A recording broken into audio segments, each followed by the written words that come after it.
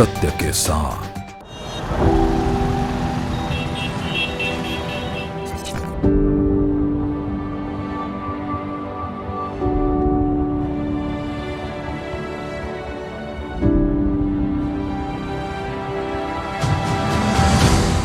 अगर देखा जाए सरकार और पुलिस प्रशासन और साइबर क्राइम की जो पुलिस है वो लगातार कुछ ना कुछ प्रयास कर रही है लोगों को साइबर क्राइम से बचने को लेकर। आज हमारे साथ मौजूद हैं साइबर क्राइम के सीईओ जो देहरादून में अंकुश मिश्रा जी। सर पहले तो आपका बहुत बहुत धन्यवाद सभी आपके चैनल का, और जो भी दर्शक हैं उन सभी को मेरा नमस्कार। सर आपको 2021 में बेस्ट साइबर कॉप का भी अवार्ड मिला है। आपने लोगों को साइबर फ्रॉड से बचने के लिए काफ़ी लगातार मेहनत भी करते हैं, गंभीरता से लेते हैं इसको विषय को, तो किस तरीके से इसे देखते हैं? इसमें जैसे आपने बोला कि साइबर जो है बढ़ती हुई चुनौती है, जिसमें हम 3 प्रकार के प्रयास करते हैं। पहला जो हमारा प्रयास होता है पैसे बचाने का, जिस क्रम में बताना चाहूँगा कि भारत सरकार गृह मंत्रालय का एक हेल्पलाइन नंबर है जो कि आपके सब दर्शकों के लिए भी एक जागरूकता के लिए है। वो हेल्पलाइन नंबर 1930 है। अगर आपके साथ कभी भी कोई साइबर ठगी हो जाती है तो जितनी जल्दी हो सके आप 1930 पे कॉल करिए।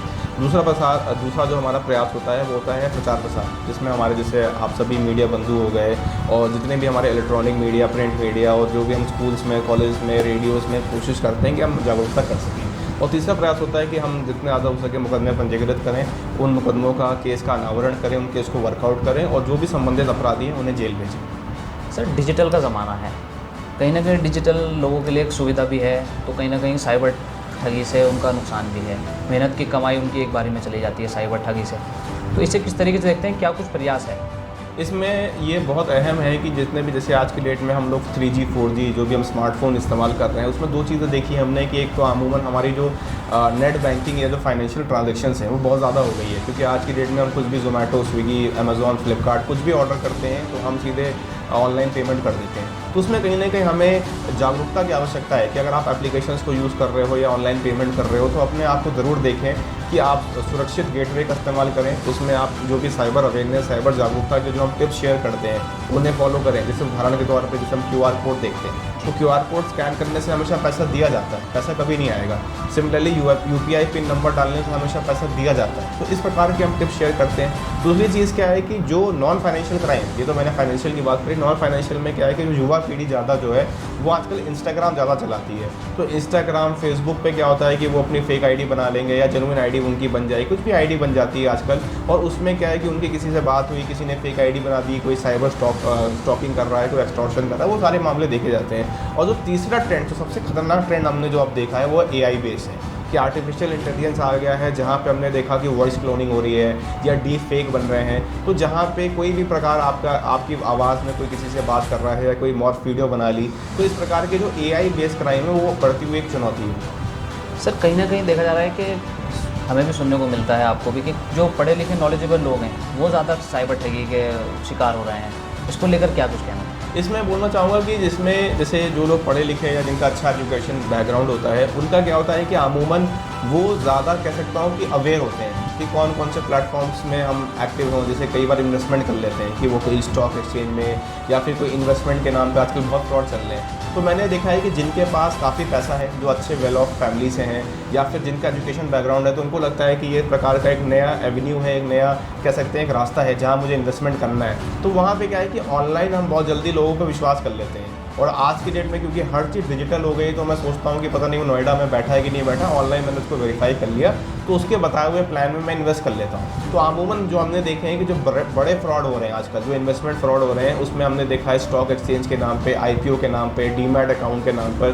तो वहाँ पे क्या है कि क्योंकि उनके पास इतना फाइनेंशियल उनके पास स्टेबिलिटी है और प्लस उनको इन्वेस्टमेंट करने के अलग अलग ऑप्शंस होते हैं कि वो सोचते हैं, अमूमन एक आम आदमी सोचता है कि मैं फिक्स डिपॉजिट करूँ, मैं LIC में बीमा कराऊँ या मैं म्यूचुअल फंड्स करूँ।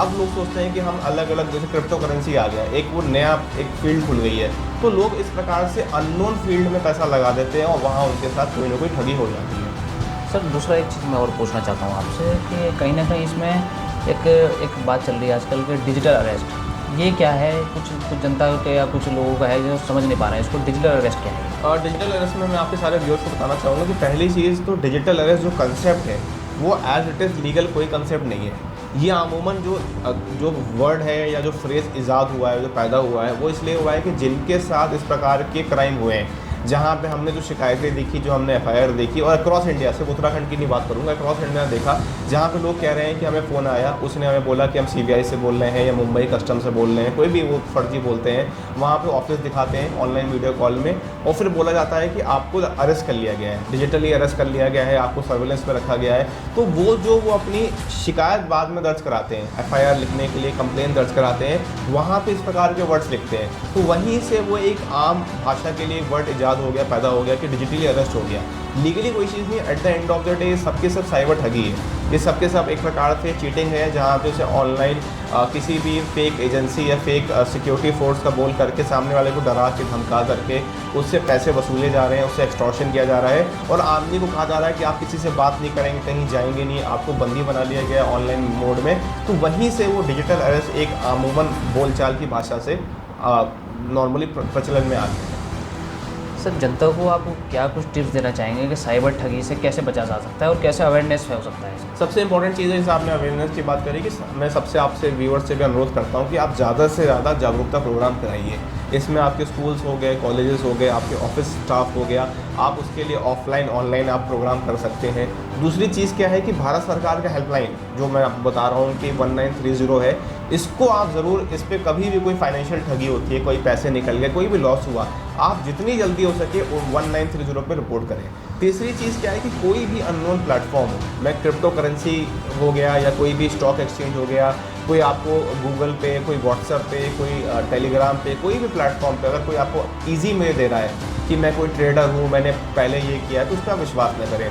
चौथी चीज़ क्या है कि आजकल बहुत सारे ऐसे लिंक्स आ रहे हैं, वेबसाइट्स आ रहे हैं, जहाँ पे वो फेक, जिसे मैंने बोला डीप फेक हो गया, AI बेस हो गया, कि वो किसी की भी फर्जी वीडियो कि आपको प्रचार प्रसार लगेगा कि ये सेलिब्रिटी है, वो एक प्लेटफॉर्म को प्रमोट कर रहा है, वो एक्चुअल में डीप फेक वीडियो है, तो आपको विश्वास नहीं करना। और सबसे इंपॉर्टेंट चीज़ है कि हम ज़्यादा से ज़्यादा चीज़ों का फिजिकल सत्यापन करें, कि अगर मैं कहीं पे पैसे इन्वेस्ट भी करूँगा तो पहले मैं व्यक्तिगत जाऊँगा, उस व्यक्ति का ऑफिस देखूँगा, उसमें पहले उस बंदे का सत्यापन करूँगा कि सच में ये बिज़नेस करता है कि नहीं करता हूँ, आस पड़ोस के लोगों से पूछूंगा कि ये कब से इन्होंने ऑफिस बना रखा है। ऑनलाइन विश्वास मत करें। और सबसे इंपॉर्टेंट चीज़ है कि जब हम जागरूकता लेते हैं, अवेयरनेस लेते हैं, तो अमूमन मैंने टेंडेंसी देखी है कि हम उस ज्ञान को, उस नॉलेज को अपने तक रखते हैं, जो कि गलत है। हम भारत के नागरिक हैं, हमारी नैतिक जिम्मेदारी बनती है कि आप ज़्यादा से ज़्यादा उस अवेयरनेस मैसेज को आप लीजिए और औरों को शेयर करें। आज भी समाज में कई ऐसे गरीब लोग हैं, ऐसे कमज़ोर वर्ग हैं, जिनको आवश्यकता है कि जब हम जागरूक हो रहे हैं तो उन तक भी हम नॉलेज दें कि आपको इस प्रकार के कोई भी इजी मनी मेकिंग, अगर कोई इन्वेस्टमेंट स्कैम है, उसमें नहीं फंसना है। तो जागरूक स्वयं भी हुई है और साथ में पुलिस के साथ मिलकर के जागरूकता को आगे भी बढ़ाएं। सर, कहीं ना कहीं जैसे दिन में लाखों की ठगी है, कम से कम एक दिन में आपके पास काफ़ी केसेस आते होंगे ऐसे जिसमें लाखों करोड़ों की ठगी हो रही है, तो इसमें लगभग कितना ऐसा होता है कि जो जिसके साथ ठगी हुई है उसको इतनी शॉर्टी है पुलिस से कि कितनी जल्दी उसका केस सॉल्व हो सकता है, क्या कुछ है इसमें? देखिए, दो चीज़ें होती हैं। एक तो अमूमन जो हमें कंप्लेन रिपोर्ट होती है 1930 में, तो उसमें ये होता है कि उसका हम एक स्पेसिफिक नहीं कह सकते, क्योंकि डिपेंड करता है केस टू केस। कुछ लोग तुरंत रिपोर्ट कर देते हैं, जैसे ही मेरा पैसा निकला तो मैं जानता हूँ 1930 भारत सरकार की, गृह मंत्रालय की बहुत अच्छी हेल्पलाइन है, तो तुरंत उसमें काफ़ी संभावना होती है पैसे बचने की। हाँ, मुझे जागरूकता नहीं थी, मैं कहीं पुलिस स्टेशन में गया, पुलिस स्टेशन से पता चला आपको 1930 में कॉल करना है, जितना मेरा डिले होगा उतनी मेरी संभावना पैसे वापस आने की कम होती जाती है।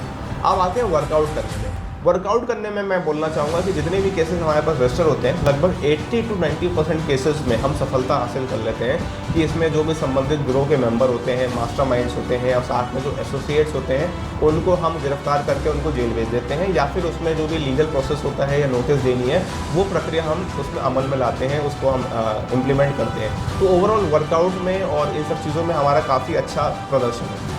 बस आखिरी सवाल करूँगा सर आपसे, जो बैंकों के नाम पर भी काफ़ी ठगी देखने को मिल रही है, जैसे क्रेडिट कार्ड, डेबिट कार्ड, ये सब कार्ड बनाने वाले के जो कॉल्स आते हैं, इसको लेकर कैसे बचा जा सकता है? इसमें मैंने जो अमूमन जो फ्रॉड्स देखे हैं, डेबिट कार्ड में तो उतना इशू नहीं आता, क्रेडिट कार्ड में ज़्यादा इशू आता है, क्योंकि क्रेडिट कार्ड में सबसे बड़ी दिक्कत क्या आती है कि वो पैसे आपके खाते में नहीं होते, वो आपके नाम पे एज अ क्रेडिट उठा लिए जाते हैं। तो कई बार ऐसा मैंने मॉडस ऑपरेंडी देखा है कि लोगों को क्रेडिट कार्ड इशू हो गया, जबकि उन्होंने क्रेडिट कार्ड के लिए अप्लाई भी नहीं किया था।